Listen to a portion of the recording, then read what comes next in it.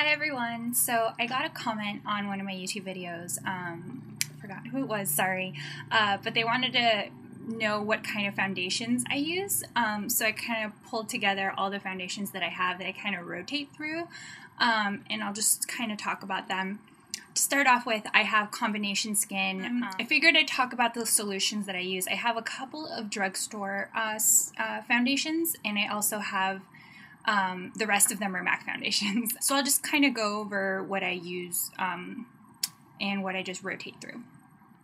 So just to start out with, I'll just start with the drugstore foundations that I use. So I have Fit Me from Maybelline. I believe it's Maybelline, right? Yes, sorry. So it's Maybelline Fit Me foundation. I use it in 220. I'm NC35 in MAC, and I think 220 matches perfectly. So this is a much sheerer finish, so I would say, like, when I'm having a really good skin day, I'm just like, all right, I'm gonna wear something sheer. This is what I go for if I'm going for something, if I've decided to wear a drugstore foundation that day. If I'm like, my skin is breaking out, I hate my skin today, I don't want anyone to see any part of my skin at all, I go for Revlon Color Stay. And I use it in the shade Warm Golden. So it's 310 Warm Golden. And I buy it in the combination skin variety. I find that it just works with my skin better because I do have combination skin. So those are the two drugstore foundations that I have. I'll talk about the MAC foundations I own now. So I would say that my absolute favorite is MAC Face and Body. So it comes in this, it's kind of like a squeezy tube. I usually just kind of like put it on the back of my hand and then, stipple it on my face. What I love about my MAC Face and Body is that it starts off really sheer, but it's really buildable and it doesn't look cakey. I think this is the closest to natural skin you can get. So I would say that I usually reach for this the most. And if I just feel like I'm having kind of a bad skin day, I'll just spot conceal after that, because unfortunately you can build this up pretty well, but it won't cover like really bad acne scars or something like that. The other foundation that I like to use is MAC Pro Longwear. I use this in NC30, even though I'm NC35. This tends to oxidize quite a bit, so I went down a notch just to make sure that when it oxidizes on my skin, it still matches. So it's something to consider if you decide to try Pro Longwear. Maybe try a step down, or put it on, see how it oxidizes, go outside, look at it in the sun, and decide if that's the right color for you. That's what I did with this, and I feel that it matches me very well. I only wear Pro Longwear for special occasions. I'm going to a wedding. If I know that I'm going to have my makeup last through the night or a whole day, it can't budge, this is what I go for. I wouldn't use this day to day. It's too heavy. It's a little cakey if you're not careful. It's a very finicky foundation. So I really only use it when I feel like I have to have really photographable skin. So that's what I go for. I would say my second favorite MAC foundation after MAC Face and Body is Matchmaster. I believe I'm number 3, yeah. And I really like this one. It's like a step above MAC Face and Body in coverage, but it's still pretty sheer. So I think I kind of go between Matchmaster and Face and Body in the mornings. I don't really know how I decide which one to reach for, but it's usually one or the other. So I really like Matchmaster because it's really good on my combination skin. I don't think it's particularly advertised as being good for it, but it works well with my skin, and so I just find that it's a good foundation. It's pretty solid, but yeah, number 1 is definitely MAC Face and Body, so something to check out. I believe they don't sell it at counters. You'd have to go either buy it in store or order it online. I would suggest going into the store so you can get matched. I actually use, what color is this, C4? Yeah, so I use C4, and again, I'm NC35 generally, so just point of reference. If in the morning I just decide that I just want to say, fuck it all, I don't want to deal with concealer, I don't want to deal with my skin being weird and I know that I'm not going to have my picture taken that day, I just reach for a BB cream. So this one is actually Boscia's BB cream. I own Missha BB cream and the Boscia BB cream. So the Boscia BB cream only comes in one color, and it actually fits, like, it kind of transitions pretty nicely to my NC35 skin, so it works well. However, it contains so much SPF in it that if someone takes a picture of me, it's like ghost face, because I just have this line where my foundation ends. But on a day-to-day basis, you can't see that.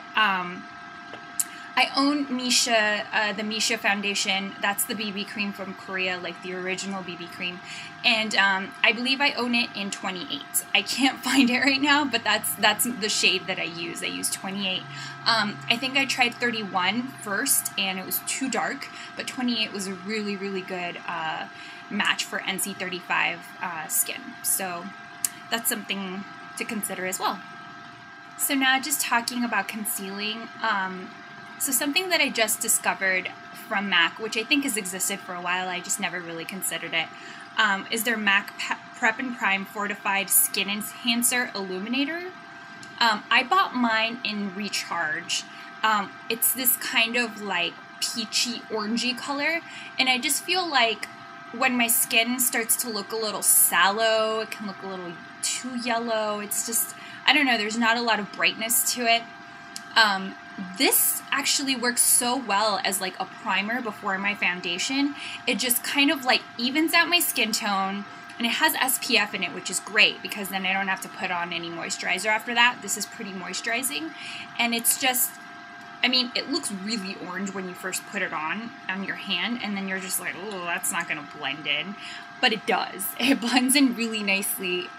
So that's what it looks like. It looks really orange, but, you know, you blend it in, and then it just brightens up my skin tone.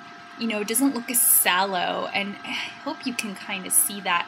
I just feel like my foundation just looks better if I'm having a bad skin day, if I just start out with this. I really like it. I bought it in conjunction with the MAC Prep and Prime highlighter. So they call it a highlighter.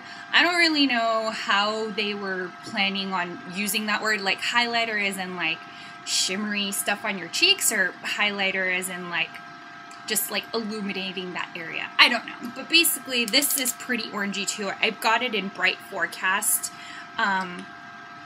So you can see there, it's kind of like a little orangey kind of concealer-ish kind of deal. It comes in a little twist tube like this, so I just like, you know, twist it up and it comes up on that brush. Usually what I do is I'll twist it up, it comes up on that brush, and I'll put it either under my eyes, just like, you know, right here. And if I feel like I need a little bit of extra highlighting, then I put it all over my nose and all down this area right here. And then I put my foundation on. And that actually just kind of helps brighten up my face really quickly. And it's an extra step, but if you have the time, it looks nice. You know, you think when you first put it on that it's not going to make a difference, but overall it does.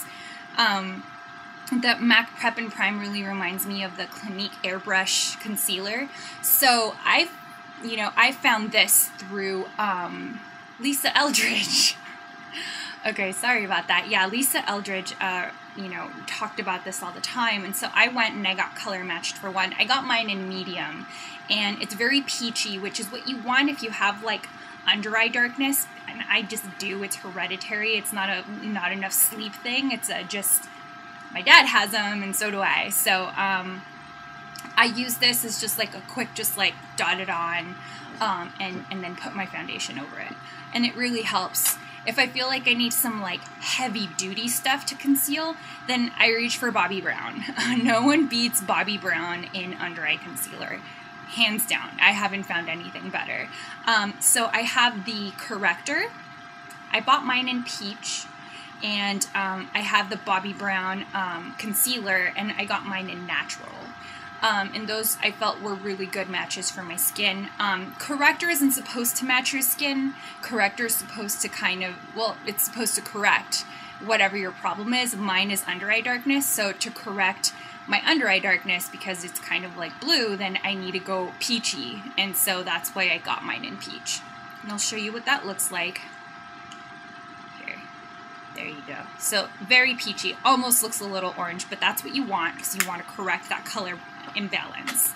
And then this is a concealer in Natural. It looks really gross because I use this a lot. And they're just so creamy. These are the old containers because I've had this for a while. They now come concurrently in a container like together, which I think is a great idea, honestly, because I would never buy one without the other. Basically what I do is I dot on the corrector first, and then I follow up with the concealer, and then on the bottom of the concealer, it comes with a little yellow powder that you can put on afterward. So I put that on to just set it, and it's just perfect. It works so well. So I usually only ever use this if I'm not wearing my glasses and I'm wearing contacts that day. So that's when my eye area is going to be the most visible. That's when I reach for Bobbi Brown. And I always use them concurrently, and they've never let me down. I don't get creasing, anything weird like that. If I just need to do some spot concealing though, I can use my Bobbi Brown concealer, but I found that I have a couple other things that work a little better, and I'll show you those in a second. So like I said earlier, I tend to get really bad acne scars around my cheek area. I don't know, you can kind of see one there. And so usually after I put on my foundation, rather than trying to cake on more foundation, I'll just even everything out, and then I'll go in with a small brush and just spot conceal. And one of my favorite things for spot concealing is this Red Point palette. So I believe it's called Knockout Cover Up Compact. And so they only make it in one color.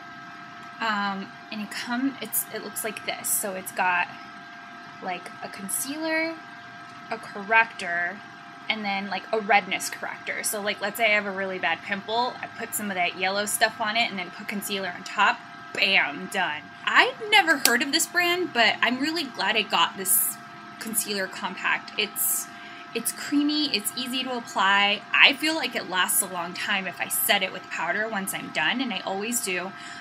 So this Red Point Knockout Concealer Compact, love it. It's so useful. Another thing that I use for spot concealing is actually a Murad product that I found at Sephora. So it's just, you know, twist up concealer stick, basically. This one I got, I forgot what color I got this in. It's just medium. So, you know, NC35, and I got it in medium. It seems to match really well, actually. And, you know, if I'm trying to cover up acne, like flared up acne, and it kind of like treats the acne and covers it up. So I actually swear by this stuff. I really like it. So yeah, I mean, that's kind of what I do for my skin. Those are all the colors that I use. One other thing I want to mention that I found through MAC, I think just recently, I think it was only like a week or two ago, maybe a month ago, and it's this MAC Prep and Prime Skin Smoother. Let's see. Yeah, it's basically just called the Skin Smoother, and I mean, it just looks like this. It has no real color to it. It's totally clear, and it feels like Vaseline when you touch it. The best way to apply this is with your fingers, because you want to warm it up with your fingers, so make sure you wash your hands. So I'll wash my hands, and you can apply this before or after foundation. So basically what it does is it literally does smooth your skin. I like to call this Photoshop in a compact because I have like huge pores on my nose. It's the only place I have pore problems. I've never been able to fix it. I don't know what to do about it. However, I put this on in that area. So like I said, I just kind of like work it around, move it around in my fingers to warm it up, and I just like spread it over my nose. It's pores gone in a second. Like, it's kind of crazy. It really does look like someone just kind of like took a diffuser on Photoshop and just got rid of the pores on my nose, but it just, I don't know how it works. It works like magic. So I thought I would recommend this to anyone that has like big pore problems. I feel like people with olive skin tend to have that issue along with under eye circles, so that's why I wanted to cover both of those things. So yeah, it's something to consider. So yeah, hopefully this was helpful to someone, and if you have any questions, let me know. And yeah, subscribe, tell a friend, visit my blog, go to my Twitter. I don't know. Have a great day. Bye.